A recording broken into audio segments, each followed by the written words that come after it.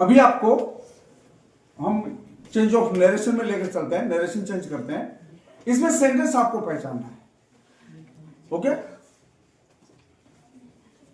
आप सभी से पूछूंगा मैं, ध्यान रखिएगा, आपको बताना है। He said to me, are you waiting for my father today? He said to मी,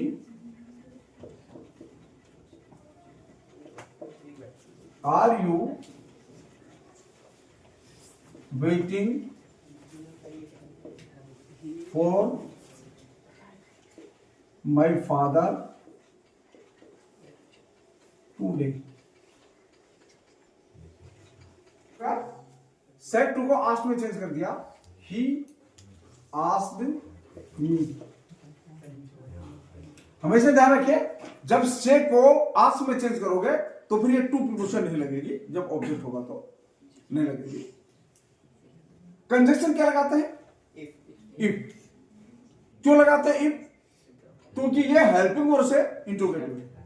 जब रिपोर्टिव स्पीच का सेंटेंस हेल्पिंग वर्ब से इंट्रोगेटिव होगा तो कॉमा हटाकर कंजक्शन क्या लगाएंगे? इफ। और कंजक्शन लगने के बाद मैंने आपको क्या बताया कि जब इनडायरेक्ट स्पीच का सेंटेंस, जब डायरेक्ट स्पीच को हम इनडायरेक्ट में चेंज करते हैं तो सेंटेंस कॉम्प्लेक्स बन जाता है। समझ गए? और कॉम्प्लेक्स सेंटेंस में कंजक्शन के बाद सब्जेक्ट से वाक्य शुरू होता है, असर्टिव सेंटेंस बनता है। तो ये कंजक्शन लगा, कंजक्शन के बाद सब्जेक्ट पहले आएगा, हेल्पिंग वर्ब बाद में जाएगी। ओके, अंशिका क्या बन जाएगा बेटा?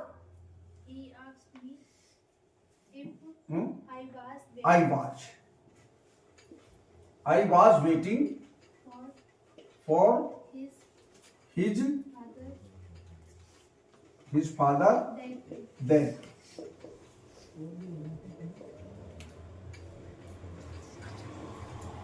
अब ये बताइए कि ये आई कहां से आया? आई क्यों लगाया गया यहां पर? यू को ऑब्जेक्ट के अनुसार चेंज किया। कौन है object? Me. You second person है। यदि रिपोर्टिंग स्पीच में कोई सेकंड पर्सन प्रोनाउन है तो उसे रिपोर्टिंग वर्ब के ऑब्जेक्ट के अनुसार चेंज करते हैं। ऑब्जेक्ट यहां पर मी है तो मी का सब्जेक्ट, क्योंकि यू सब्जेक्ट है तो मी का सब्जेक्ट यहां पर आ गया आई।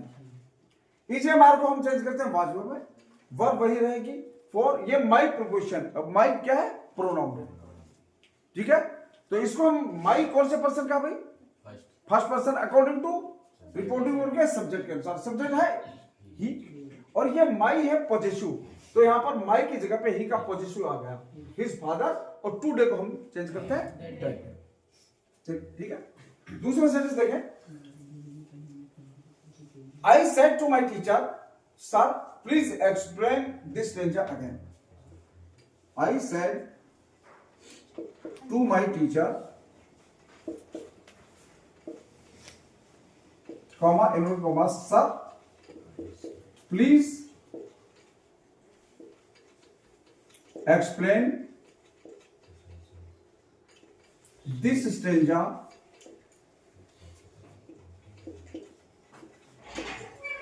again.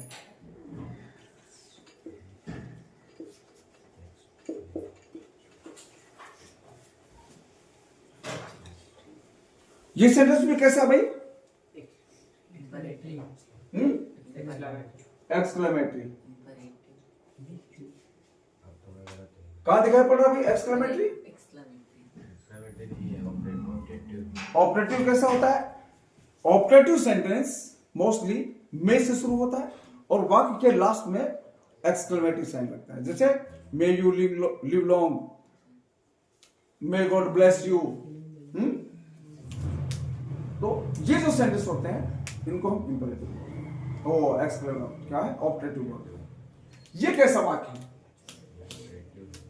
सेंटेंस कहां से शुरू है? रिपोर्टिंग स्पीच का सर से शुरू है ना।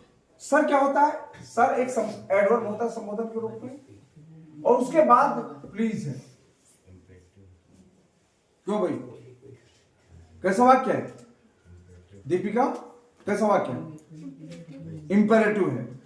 अच्छा, इंपेरेटिव में जो साइन दिया गया है रिपोर्टिव स्पीच में, सर भी दिया गया है, प्लीज भी दिया गया है, दोनों दिए गए ना, तो क्या करेंगे हम? क्या करेंगे बताओ, देखें सेंटेंस बता दो। ये आई रिक्वेस्टेड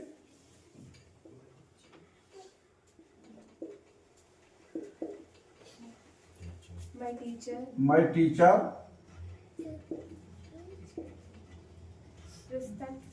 रेस्पेक्टफुली कर दीजिए, चाहे पोलाइटली कर दीजिए, ठीक है ना, रेस्पेक्टफुली कर दीजिए चाहे पोलाइटली कर दीजिए,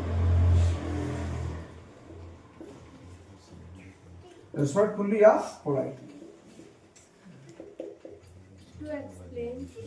अब देखिए ये प्लीज, जब ये प्लीज का प्रयोग हो गया तो यदि प्लीज सर और प्लीज दोनों में से एक होता तो यहीं पर हम क्या रिक्वेस्टेड का प्रयोग कर देते।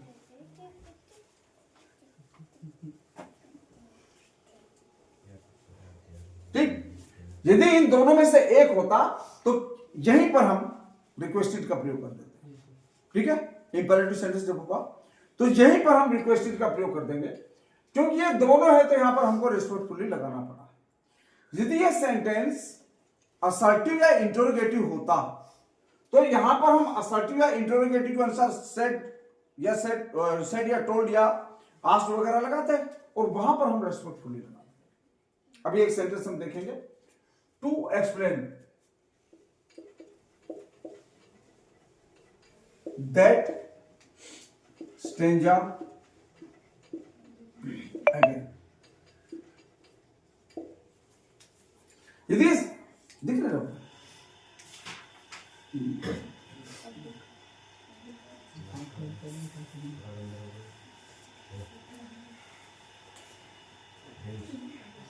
आवाज आएगी नहीं आई।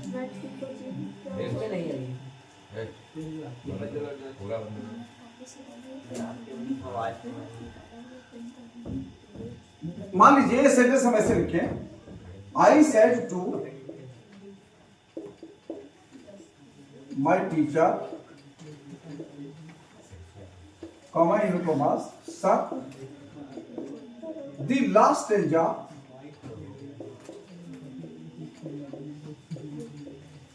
of the poem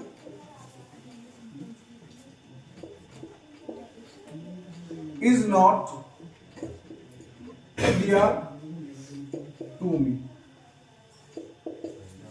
अब ये देखिए, ये ध्यान दीजिए, ये सेंटेंस कैसा है, वर्ब क्या है इसमें, रिपोर्टिव स्पीच में वर्ब क्या है, इज है ना, ये वर्ब हो गई। और वर्ब से पहले कुछ आया है, क्या है, the last stanza of the poem. Verb से पहले क्या आता है, सब्जेक्ट आता है, ठीक है ना।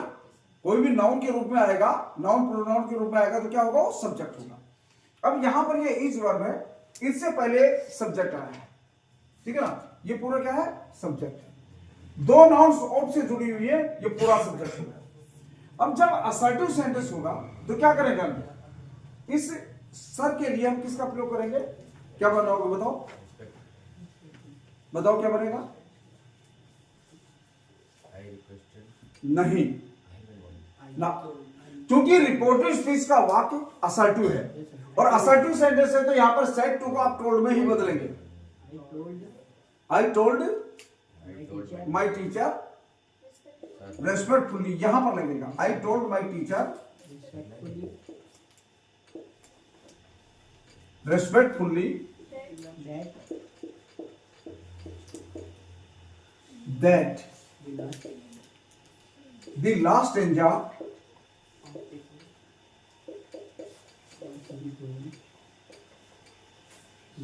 ऑफ द पोएम, इसको वाज में, वाज नॉट क्लियर टू, अब ये मी है, मी अकॉर्डिंग टू आई की चेंज होगा तो मी का मी रहेगा, ठीक है ना, क्लियर टू मी। लक्ष्मी कोई दिक्कत, सोनल कोई दिक्कत, आगे सुन रहे, अगला सेंटेंस लिखे, The speaker said forest prevents soil erosion. The speaker said, comma, inverted commas, forests prevent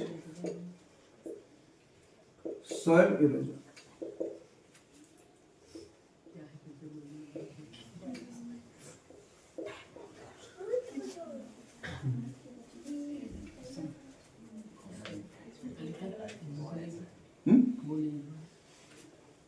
The speaker said, comma, inverted commas, forests prevent soil erosion. जंगल मिट्टी के कटाव को रोकते हैं. जंगल मिट्टी के कटाव को रोकते हैं. अब इसको जब आप इंडायरेक्ट बनाओगे तो क्या होगा?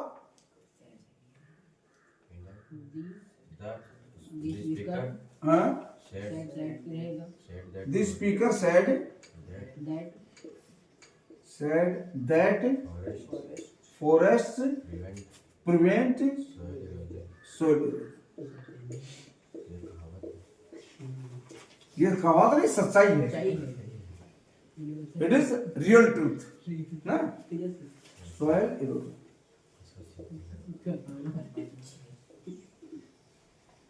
Forest prevent soil erosion. शांत. The principal said to Ramu,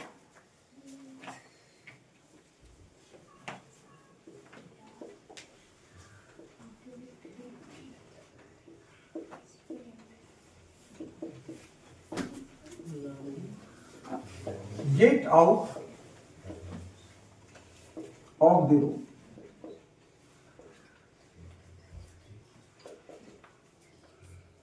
The principal